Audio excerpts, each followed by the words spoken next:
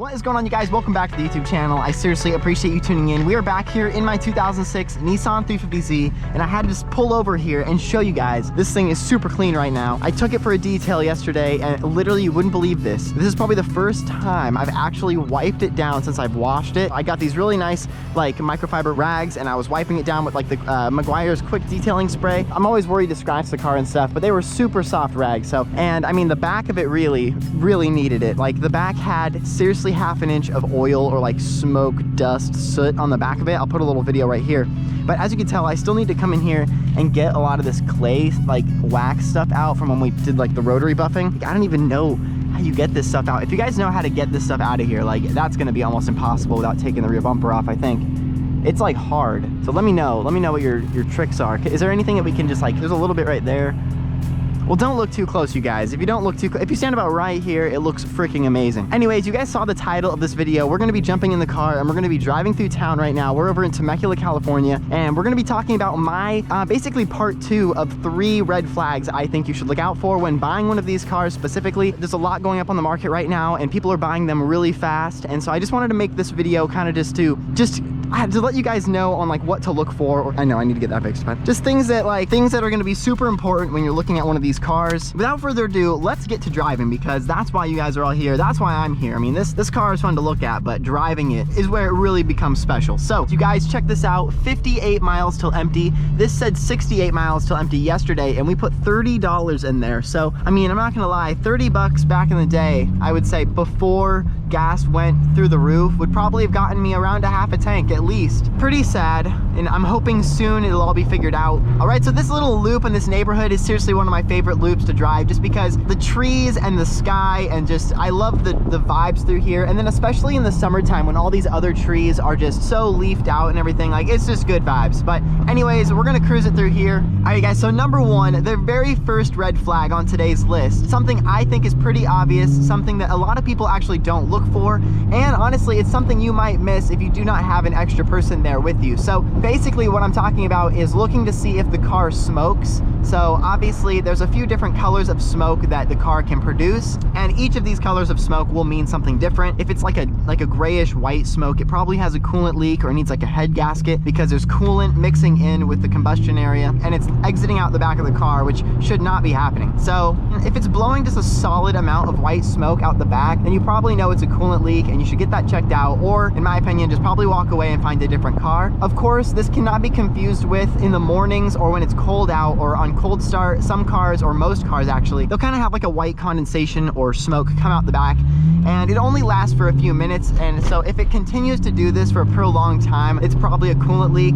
But if it does go away, then you probably can rest assured that it's just the condensation from the morning dew and everything's gonna be okay. So there's 2 other colors of smoke that it can blow, and these are kind of the 2 scarier ones in my opinion. You have a blackish smoke and then kind of like a blue colored smoke. The blue color is gonna be from the piston rings being completely like worn, and there's gonna be oil seeping through those piston rings and going into the combustion chamber, and it's gonna be blowing basically burned oil out the back. And that's basically what happens to my car a little bit. It's not to the degree where it blows smoke, luckily, but it does have oil go out the back, and it does kind of coat the back of the bumper a little bit. So if there's oil on the back of the bumper, or it's blowing like a bluish smoke, that's how you know it's gonna be like the O-rings are going bad and that car was probably driven really hard. So, and then the third smoke is gonna be, if it's running rich, it's gonna be kind of like a black color, which basically means it's throwing too much fuel out the back, or it's pretty much injecting too much fuel versus the air ratio. So in the engine bay, you have a whole bunch of sensors, and a lot of them control like your air fuel ratios and stuff like that. So if you have a certain amount of fuel going in, you have to have a specific amount of air to match. If you have too much fuel versus the amount of air, then it runs rich. If you have too much air, not enough fuel, then it's the opposite of that. I cannot remember exactly what that word is. So if it is running kind of rich and it's blowing some black smoke out the back, it could be as simple as an extremely clogged air filter, and it's not getting enough airflow to the engine to, like, you know,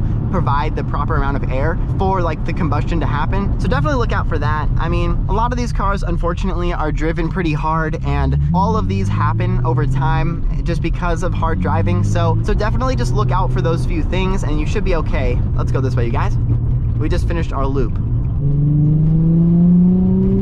All right, so that's basically number one. I know it was kind of long, but there's a whole bunch of issues with the smoke, and it relates to the next issue. So usually when a car is smoking like that, it cannot pass smog. And obviously in most states, especially California, you definitely need a car to pass smog to be able to drive it on the streets legally, or basically even get your registration. So a lot of times what happens is you buy a car and you don't know that it's smoking, and you try and get it smogged, and then it can't pass smog. So your only option is to figure out why it's smoking, and if it's smoking because of the piston rings, you do a motor swap to basically the same motor, or you do basically a rebuild, and you rebuild the top end pretty much, and you fix all the piston rings and get that all sorted so it's not burning oil anymore. And believe it or not, most people just end up swapping the motors on these cars because honestly the VQ engine is pretty, you know, it's actually pretty easy to source. There's so many cars that have the VQ in them, but also to fix those rings, to take the motor apart and fix all those piston rings, it would cost probably exactly what it would cost to swap the motor. And realistically, a motor swap is probably going to be a lot easier. So that's why most shops, if you bring them a car that's smoking, they're just going to tell you that you probably are better off swapping the motor,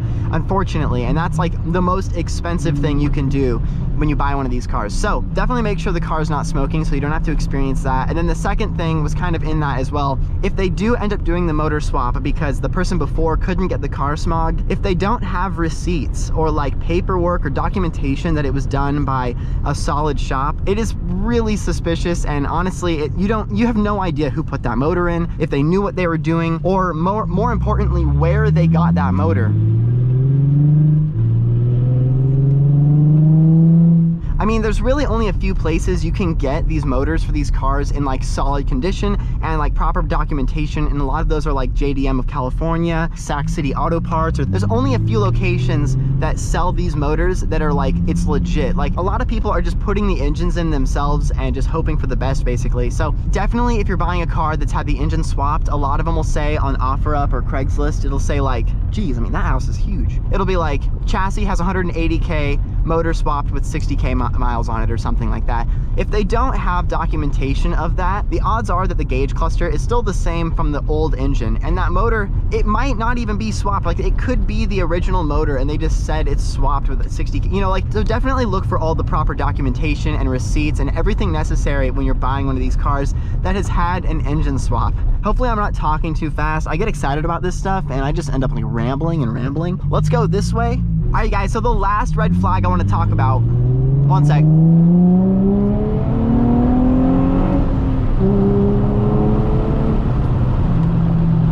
So those are two huge points that I think are really important that cannot go overlooked. Like if you're looking at a 350Z, both of those things should be in mind when going to look at the car. And then the very last thing is kind of something that goes with all of cars, and there's two things. It's why are they selling it and how long have they owned it?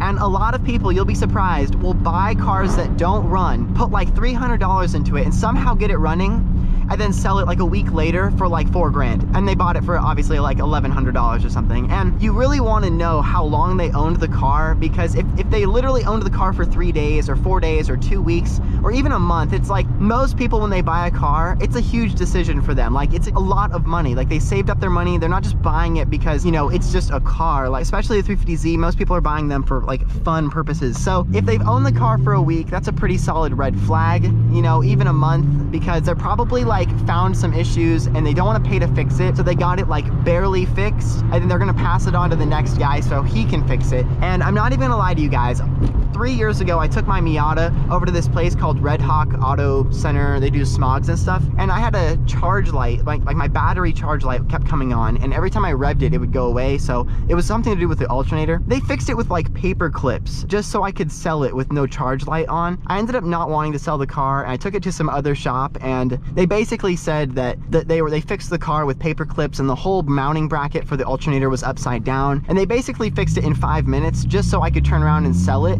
with no charge light. And so you have no idea who's doing that or how often that's happening. So I highly recommend checking to see like how long people have owned these cars or why they're selling it. Obviously, if there's something wrong with the car, most people are not going to just straight up tell you what's wrong with the car, especially if they're asking like normal asking price for it. So try and listen to their story, try and like plug things together that don't really make sense or add up. I mean, it could be the difference between you swapping the motor for $5,000 in the end of the day or not. So I've literally talked to way too many people that have fallen victim to all of these issues, and I do not want to see any of you guys have these problems either. So let me know down in the comments if you have any questions I can answer for you guys. If you're going to see a car, drop your comment down below. There's a huge community down in the comments that will reply to your comment if I miss it. I mean, these cars are literally amazing when they're running and in good condition, but there's some really scumbag people out there, you guys. Honestly, I don't think I would want a different car, you guys. Like, honestly, I just think the 350Z is such an awesome deal. The value for the money these things are going for nowadays, for under $10,000, you can get this car. I mean, let's go this way. Turn the AC off. Let's give it the sauce.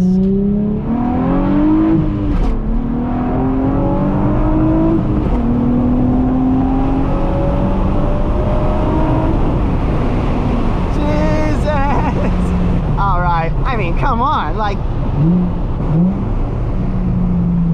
wow. Amazing car, amazing engineering, amazing motor. I mean, it sounds great. Like, people say that this engine sounds like a trumpet, but I mean, if you do it right, it sounds good. It sounds good. If you do it right, it sounds good. I mean, we just got a muffler delete, and I think it sounds...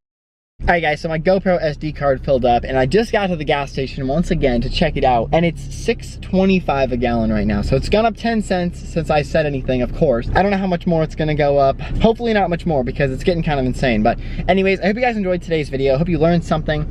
Definitely watch this video like 3 times and go check out part 1 if you're going to buy a Z soon, or you're going to at least look at one. A lot of these tips would have been super helpful when I bought my car, of course, and I'm glad I can pass them on to you now. So anyways, thank you so much for tuning in. Hit the subscribe button if you haven't yet already, and I'll see you guys in the next video. Peace out.